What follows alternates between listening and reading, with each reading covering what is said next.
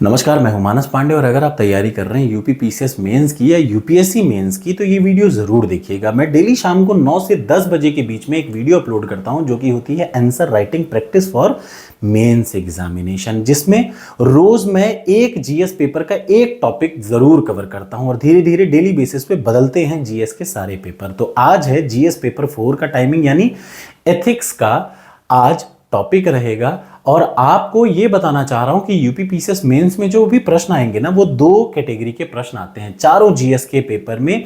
एक तो 10 प्रश्न आएंगे छोटे स्मॉल आंसर टाइप और 10 प्रश्न आएंगे लॉन्ग आंसर। जो स्मॉल आंसर होते हैं वो 125 वर्ड और 8 मार्क्स के होते हैं। जो बड़े आंसर रहते हैं वो 200 वर्ड रहते हैं और 10 मार्क्स के रहते हैं। तो ये भी आपको जानना जरूरी होगा कि एक लाइन में 10 वर्ड होते हैं तो 200 वर्ड का मतलब 20 लाइन का आपको उत्तर लिखना है बड़े वाले में, और छोटे वाले में 12.5 से 13 लाइन लिखना है। ठीक, तो चलिए शुरुआत करते हैं। प्रश्न क्या है? आज का जो टॉपिक है वो है मॉरल थिंकर्स, यानी एथिक्स में एक टॉपिक है मॉरल थिंकर्स। जब आप यूपीएससी और यूपी पीसीएस दोनों का सिलेबस देखेंगे तो same syllabus will be there.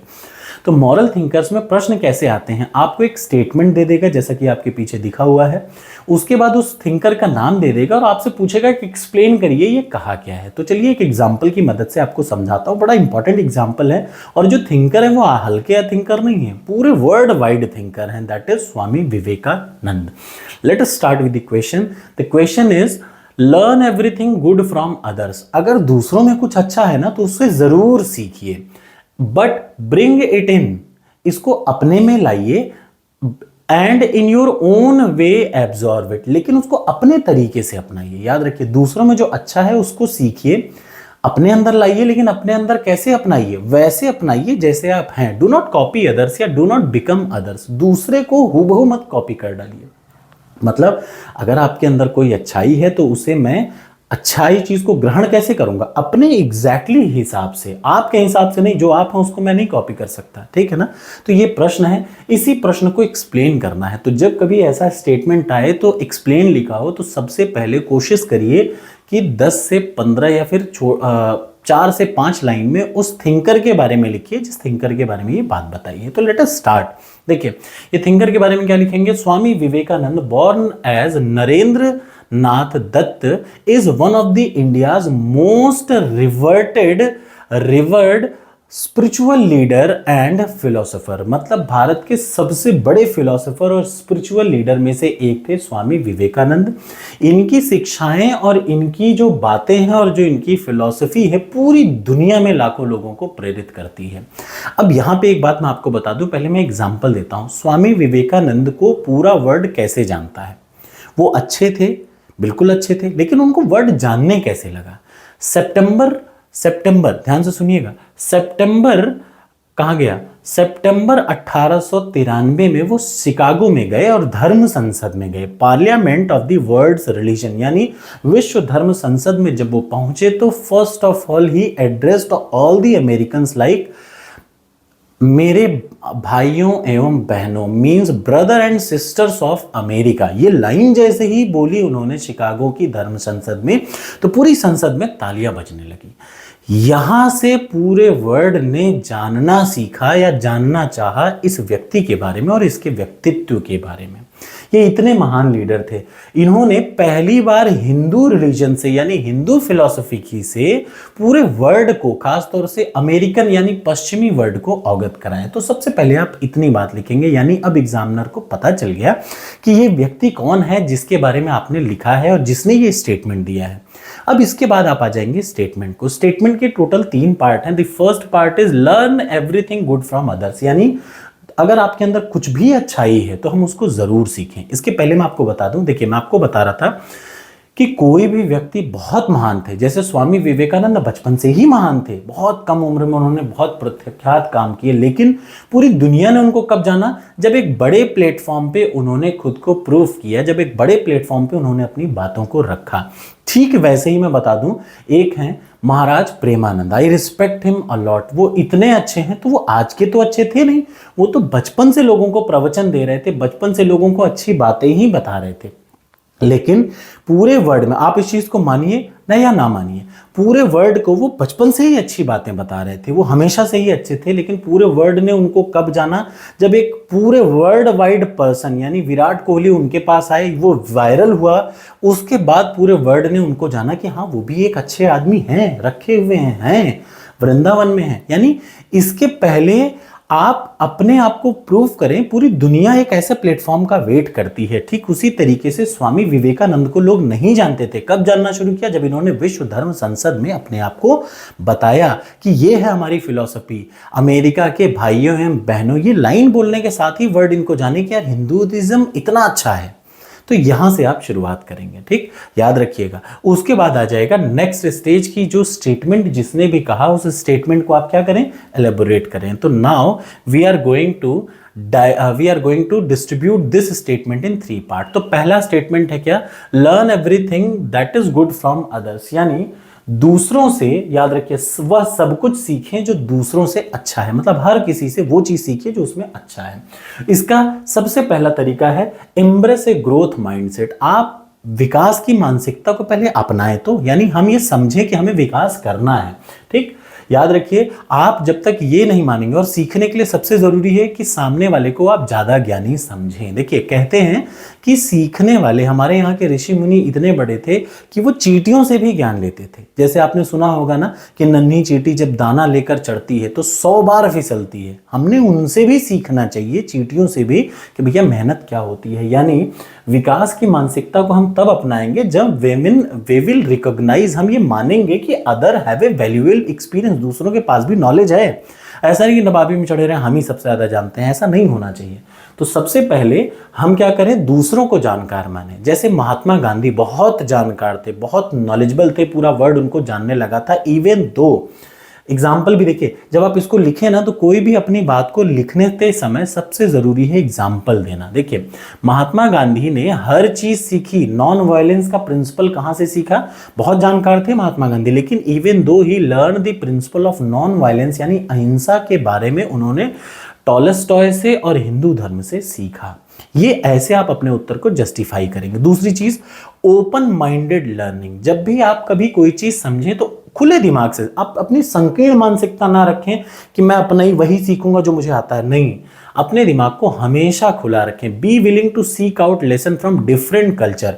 अगर इस्लाम है तो इस्लाम में भी बहुत कुछ अच्छी बातें हैं, अगर क्रिश्चियनिटी है तो उसमें भी बहुत अच्छी बातें हैं। यानी अलग अलग चीजों से सीखने की आप में क्या होनी चाहिए, वो लर्निंग का माइंडसेट होना चाहिए। तो अलग अलग कल्चर से, अलग अलग रिलीजन से, अलग अलग इंडिविजुअल से हर चीज सीखे। एग्जाम्पल के तौर पे देखिए, स्टीव जॉब्स थे तो क्रिश्चियन, क्रिश्चियन नहीं थे, यहूदी थे, but he came and he learn, he inspired from Buddhism and Japanese aesthetics.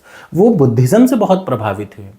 तो ये एग्जाम्पल भी देखिए, इस तरीके से आप अपनी बात को रखिए, फिर उसको एग्जाम्पल से प्रूफ करेंगे। कहाँ, जीएस पेपर 4 में। अगला आता है ह्यूमैनिटी इन लर्निंग। याद रखिए, सीखते समय विनम्रता जरूर रखें।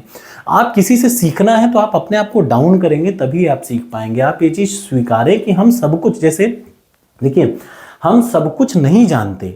जैसे मैं ऐसी 1000 चीजें जानता हूं जो शायद आपको नहीं पता, और आप ऐसी लाखों चीजें जानते होंगे जो शायद मुझे नहीं पता। अब अगर मैं इस घमंड में रहूं कि यार मानस पांडे से ज्यादा कोई जानकार है ही नहीं, तो मुझसे बड़ा बेवकूफ कौन होगा, बताइए, नहीं होगा ना। यानी कुछ सीखने के लिए अपने आप को विनम्र बनाना ही पड़ता है। और ये कहा था एपीजे अब्दुल कलाम ने। देखिए क्या है, he said that accept that we don't know everything and can always improve by learning from others. हम दूसरों से सीख के हमेशा इंप्रूव होते हैं।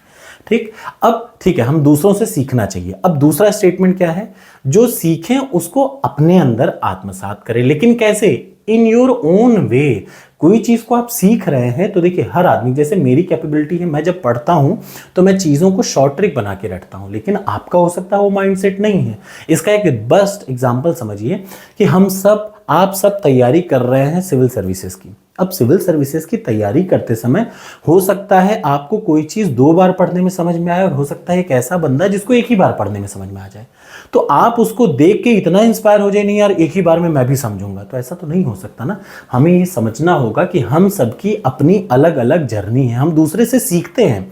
जैसे आपने किसी भी टॉपर का स्टेटमेंट पढ़ा होगा, ध्यान से सुनिए, जब कभी आप सिविल सर्विसेज का क्या करिए, टॉपर स्टॉक सुनिए ना, तो टॉपर स्टॉक में आप जरूर सुनेंगे कि हर किसी की अपनी अलग स्ट्रैटेजी होती है। सुनिए सब कभी का, सुनिए सबका, करिए अपने हिसाब से, ये लाइन याद रखिएगा। तो उसके लिए क्या है, learn everything, bring everything in to you, but bring it in your own style. आप अपने स्टाइल में सीखिए, यानी पर्सनलाइज नॉलेज। जैसे ब्रूसली एग्जांपल देखिए, पर्सनलाइज नॉलेज मतलब ज्ञान को व्यक्तिक करें। जैसे ब्रूसली ने दुनिया के हर तरीके के मार्शल आर्ट सीखे, फिर वो चाहे कलरीपयट्टू हो, चाहे सिलंबम हो, चाहे कहीं का भी हो, थाटा हो, चाहे कुछ भी हो, ठीक, एवरीथिंग उन्होंने हर चीज रटी समझी, लेकिन उसको अपनाया क्या, उन्होंने अपना क्या किया, एक खुद को, कौन सा, कुंडो, जीत कुंडो, उन्होंने सबको सिंथेसाइज किया और अपना एक अलग सा निकाल लिया तरीका।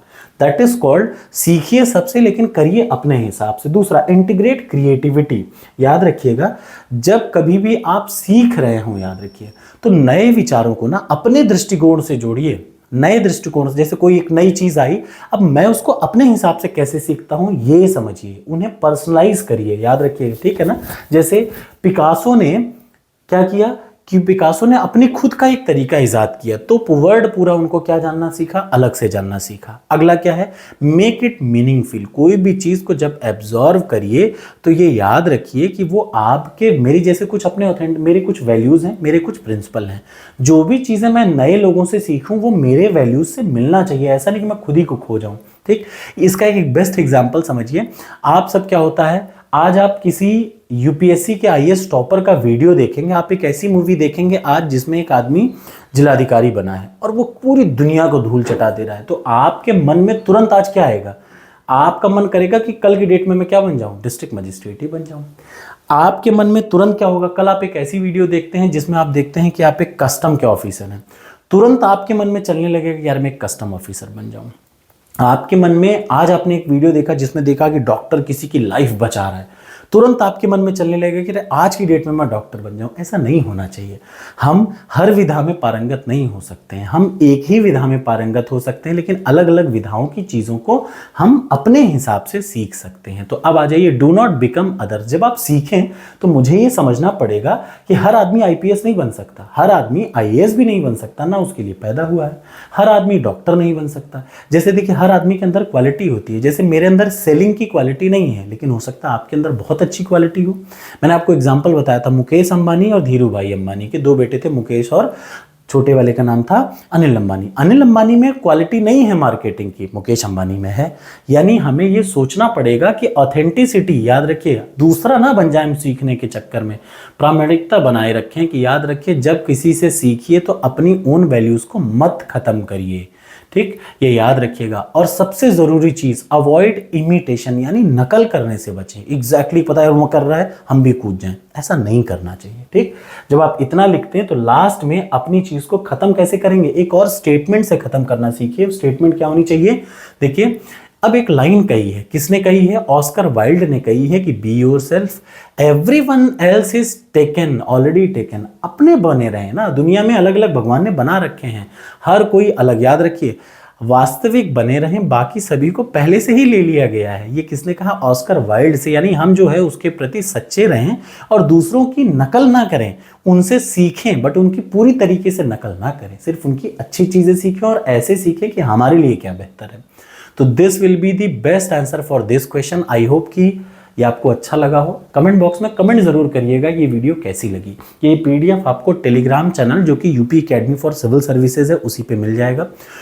मेरी एक खुद की एप्लीकेशन है टॉपर्स कोड, जहां पर यूपीपीसीएस और यूपीएससी का टेस्ट सीरीज में बनाता हूं, आप देख सकते हैं। अगर आपको बेहतर लगे तो आप उसको ले सकते हैं, ठीक। ये पूरी पीडीएफ आपको free of cost Telegram channel पर तुरंत अभी इस वीडियो के साथ ही मिल जाएगी, जरूर देखिए। अब आपको क्या काम है, ये प्रश्न देखा आपने, यही प्रश्न है, आप ये मैंने पूरा आपको ज्ञान दे दिया कैसे आपको लिखना है। अब आप इसी चीज को पहले एक बार पढ़ लीजिए, उसके बाद बिना देखे लिखिए और देखिए कि कितना हद तक आप ऐसा ही लिख पाए। हर चीज को देखिए, यहाँ पे मैंने एग्जाम्पल से, चाहे कोई भी बात लिखी हो ना, हर चीज को एग्जाम्पल से क्या किया है, प्रूफ किया है। कोई भी लाइन ऐसी नहीं है जिस चीज़ को मैंने एग्जाम्पल से ना बताया हो। तो ये तब आएगा जब आप अलग अलग चीज़ों को पढ़ेंगे। अच्छी लगी हो तो लाइक करिएगा, कमेंट बॉक्स में कमेंट ज़रूर करिए कि वीडियो कैसी लगी। ठीक, थैंक यू सो मच।